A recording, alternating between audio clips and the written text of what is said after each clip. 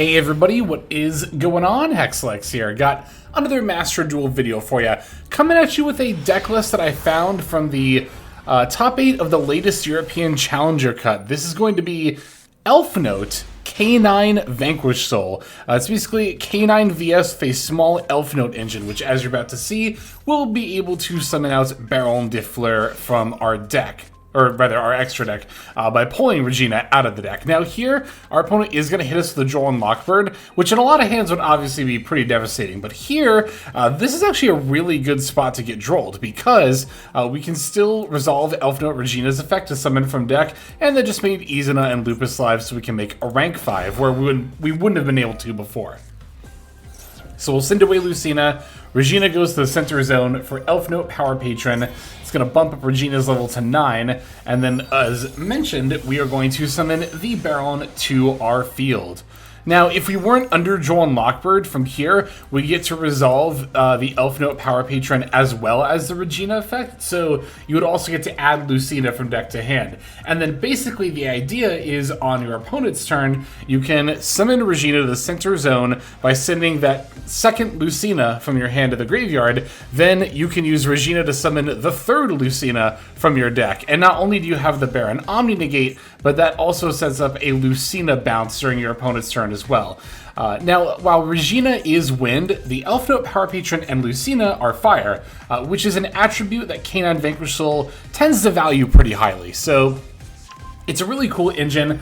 Shout out to Kat, K-A-T, was the username of the person who was playing the deck. So we'll take a look at the list here towards the end of the video. But now we're going to summon out both Izuna and Lupus, and I'm actually going to go for Artifact Durandal. And I think some of you are probably already seeing what we're going to go for here. And that is going to be ripping all cards from our opponent's hand by shuffling them back into the deck. So here's how we're going to do it. We're up against Synchron, by the way. We're going to let them go into their turn. Now they're going to summon Junkmeister, and we're waiting for them to search for a card. They did not end up searching off the Junkmeister, but they are going to search off this field spell, Dual Evolution Assault Zone. That lets them add any monster that can, or that mentions, rather, Assault Mode activate. So now they've searched a card, my Droll and Lockbird is live. Artifact Durandal has a quick effect that says, detach one material from this card. Each player with a hand shuffles their entire hand into the deck, then draws the same number of cards they shuffled into the deck. So if you sequence the following chain link. After they search a card, you go chain link 1 Durandal, and then chain link 2 Droll and Lockbird. Because if you do chain link 1 Droll, chain link 2 Durandal, you just shuffle hands back, draw, then Droll resolves. You also do have to do it on the same chain link, because if you resolve Droll, you are not able to activate the second effect of Artifact Durandal, because it draws cards, and you can't do that after Droll has already resolved. So it's got to be at this timing in this order. But by doing so, we're able to resolve the chain link. Droll and Lockbird is active. Our hands get shuffled back, and because Droll and Lockbird is active, we don't get to actually draw the cards. So now neither my opponent or I actually have cards in our hand, but all my opponent has is a field spell that's already been used and a Junkmeister that has already been normal summoned and then cannot search a card. So I, even on top of that, already have my Omni Negate still on the field. So they can go for the Junkmeister effect, but as you can see, they're not able to do anything else. And this is a really, really gross thing you can do in this deck if you open Droll and Lockbird. And that was with a relatively dead hand after we got Drolled. Imagine if I had been able to go like full combo. Like instead of just Baron, I also had the Ripper and the Nosh Knight and another rank 5 and or the Rock of the Vanquisher, on top of Durandal ripping away the opponent's entire hand. Just an absolutely disgusting thing you can do in this deck, and one of many disgusting things you can do, but that one's particularly gross. I also haven't showed off that line yet in a video, so wanted to here. Let's take a look at the next duel. Okay, now that I've shown you a really disgustingly good turn one, let me show you like a more standard turn one. As far as like setting up a more typical K9 Vanquish Soul board. This hand is not going to include the Lucina. I don't think there's a way to pivot into Elfnote from your other engines, like if you don't already open one of your 3 Lucina. So we're just going to do regular Canine Vanquish Soul stuff. I could be wrong about that, though. Alright, so we already have actually quite a few of our Vanquish Soul cards in hand. So since we already have the Holly Sue, we can just go ahead and add the Heavy Borger. Holly Sue is going to reveal Raisin and a Borger to summon out a Xiaolong. And we have 2 fires, so we'll get another incidental search for a fire monster here. Or rather, we will... The fire monster. We're going to get the Vanquish Soul field spell that way we can search for a Vanquish Soul monster. We could have just done that with the Xiaolong anyway, but this is a little bit of deck thinning.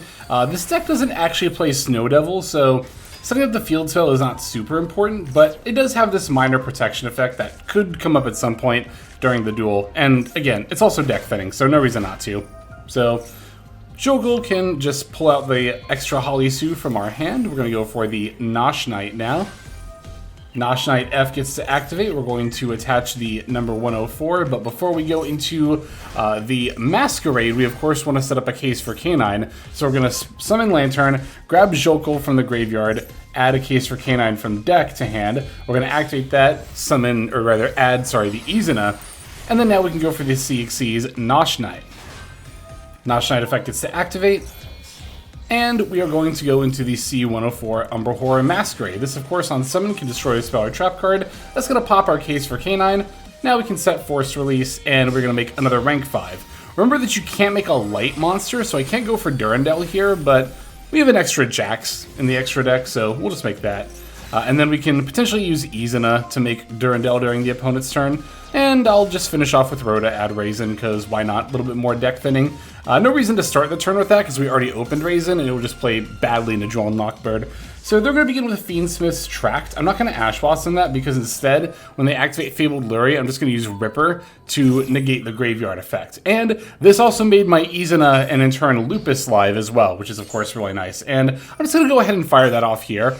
My opponent's going to chain Maxi, but remember we held on to that Ash Blossom, so we can just use that now. And yeah, my plan with Izuna and Lupus, as mentioned, is just to put Durandal on the field, because Durandal has more than just the shuffling cards back effect. It also pays to remember that it has the ability to change a monster effect on the field or a normal spell or trap card to destroy one spell or trap card your opponent controls. Now, I believe the opponent does get to pick the spell or trap card, but we can just use it after using Force Release, or we could even do Force Release in the same chain link, potentially. But it essentially gives you an almost Omni-Negate. So Durandal ends up being a really powerful card, regardless of if you're using it with Droll to put back your opponent's entire hand, or if you're setting up just a more standardized end board, like so. So yeah, another good example of making some excellent plays going first and setting up some strong boards. Let's take a look at a more back and forth game, so to speak. Back and forth, so to speak, because it's going to be a one-turn replay, but it's us doing some turn 0 stuff, which Canine Vanquish Soul is very, very adept at doing, almost arguably more so than any other deck in the meta, because of course on top of hand traps, you not only have Holly Sue from the Vanquish Soul engine, but then, again, Izuna from the Canine engine. So they're going to lead with Small World, banishing the, what was it, the Megalo Smasher, and then they're going to grab the Misk, the Miscellaneousaurus. So that can be a little bit rough as far as like their dinosaurs being, unaffected by stuff, but they're going to go for Toodle Beast Stego, which is always a funny card to see. And we are going to fire off the Fuelos in response. Now, of course, the Fuelos won't get a draw from the Stego summoning from hand, but it was mainly to bait out an Ash Blossom, which we were successful in doing, before we actually resolve the Max C. So even if their dinosaurs end up being unaffected, we'll get a ton of draws if they choose to combo here. So there's the Stego. We're going to find Holly Sue, and I know they have the Misk in hand, but I'm like, I'm just going to rip this Holly Sue and go for it. Raisin and Mad Love. We're going to summon a Raisin across from the, what is this thing called? The Oviraptor. We're going to grab Borger, because then I can potentially use Borger to like bounce one of these back, draw a card, even though I'm already going to get maybe probably some more draws off the Max C here. And there's no reason not to, after we search here, just kind of fire off the Raisin effect, right? We've got a Fire and a Dark monster, so we can just force them to use the Misk. Although, based on the wording of this, they might have missed their opportunity. How does this read? You said this card from the hand of the graveyard. During this main phase, dinosaur monsters you control are unaffected. No, okay, so if that's Chain Link 2, this should still be unaffected, right? Because after I use my effects, they just conceded here. And I wasn't sure if, like, I was missing something or my opponent was. But, I mean, either way, we'll take it. And I guess to be fair, they might have conceded not because of the Raisin effect, but because they were like, oh, I gotta play Namaxi on top of all this stuff. You know what I mean? Like, that might have been what the thought process was. But either way, we'll definitely take the dub there. Got one last game to show you before we take a look at the list. Let's finish off with that. And this final duel is going to be up against Magnet Warrior, a deck I actually do want to cover again soon, because in that same Challenger Cup, Magnet Warrior performed extremely well. From what I've seen in the European Challenger Cups, Magnet Warrior's been doing very well in general. But we're going to be going first. We do have the Elfnote Lucina, and I am going to begin my plays with that. I really like beginning when you're playing a deck like this where you have like multiple engines, but especially one that's a little bit out there or unexpected. I really like beginning with that one first because it'll often bait out hand traps, right? Like I begin with Elfnote Lucina. I think anyone would expect, oh, just a standard like Fiendsmith Elfnote deck. Yeah, I'll fire off Ash Blossom here, but of course, not only do I have like normal summon Raisin, which is like a way better starter for my plays here, but that even makes my Izin alive. So we're gonna go for Izina, dumping the Lupus. Lupus effect gets to activate here. We're gonna revive, and now we can overlay Izina plus Lupus in order to make the Ripper. Okay, so now we're going to summon out the Ripper, and then Ripper is going to activate. We're going to detach Lupus, grabbing a case for Canine, and then of course we also get to set the Force Release. We're going to activate Case, grab Jokul. Now we're going to special summon Jokul, and then also put the Noroi on the field. And now we get to use Noroi's effect to look at our opponent's hand. And so we take a look at here. We see Quackimir Guardian, Magnet Warrior Sigma Plus, Berserkian, the Electro Magna Warrior, and the most dreaded card in this hand is Super Polymerization, because Berserkian doesn't do anything by itself, Sigma Plus doesn't do anything by itself, Quackimir Guardian is a negate plus to destroy for a monster effect, which is kind of annoying, but not enough to answer our whole board. Super Poly, if we're not careful, however, can answer our board, so we're going to want to set things up here so that we're not playing into Super Polymerization.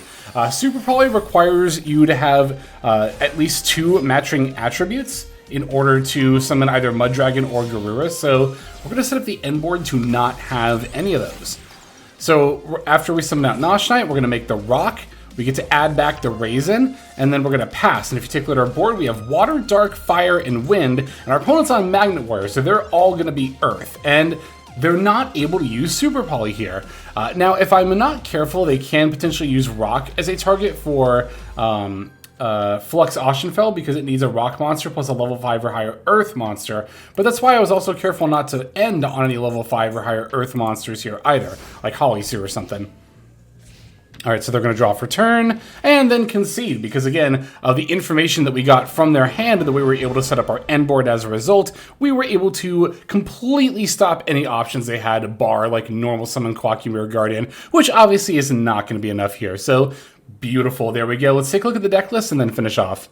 Okay, so here is the deck list, again, from Kat KAT, who got top 8 in the latest European Challenger Cup. So again, as you can see, the Elfnote aspect is 3 Lucina, 1 Regina, and 1 Elfnote Power Patron. And again, how you use them, as we demonstrated in that first replay, is to special summon Lucina to the center, add Regina F, send Lucina to special to the center, then Regina summons Elfnote Power Patron, you bump up the level by 3, Sacred Summon Baron de Fleur, and then you get Regina back to hand, as well as search for another Lucina.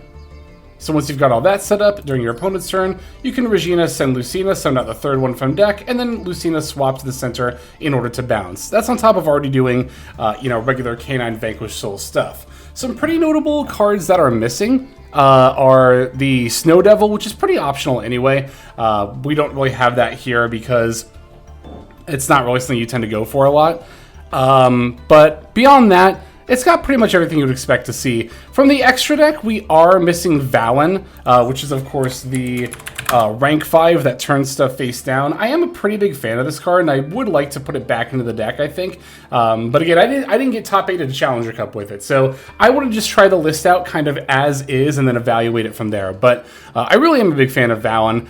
There were some games where like I was kind of forced to summon Jax, and Jax is not a bad card to have going into the opponent's turn, but it's much better to summon on the opponent's turn. I really do like the Durandal though. It's very, very cheeky, and it pairs very well with the Baron de Fleur, obviously, as we saw in that game where we hand-wrote them with Droll plus Durandal. Just a very, very gross combo, but yeah, aside from the Elfnote aspect, which we've seen, I've explained, this is pretty much more of a regular K9 Vanquish solo deck, which I think is still a very, very strong deck in the meta. Definitely bordering on, if not a tier 1 deck, but very cool list. Glad to try it out and glad to showcase it. I think that's going to go ahead and do it for now, though. So thanks for sticking around till the end. Super duper appreciate that. But for now, we're going to move on. And before we do, though, we got to thank our YouTube members and Patreon subscribers. So let's do so. Hey everybody, Hexlex here. Thank you so very much for watching all the way to the very end of the video, which by the way is one of the best ways to support the channel. Speaking of supporting the channel, take a look at the names on screen. These are folks who have been so generous as to either join as a YouTube member or subscribe over on patreon.com/Hexlex to support. There's also perks for doing so. If you would like to see YouTube videos early, as well as some exclusive videos that get uploaded to YouTube, but for one reason or another I decide not to publish, definitely go ahead and hit that join button to see content early, as well as some exclusive content. If you're looking for more exclusive content, over on patreon.com, I upload exclusive videos that are not posted on YouTube just about every single day. Whether you choose to subscribe over on Patreon, join as a YouTube member, or simply continue to watch, your support is greatly appreciated. Thank you so very much. But for now, this is Hexlex. I am signing out, and I hope that you have a fantastic day.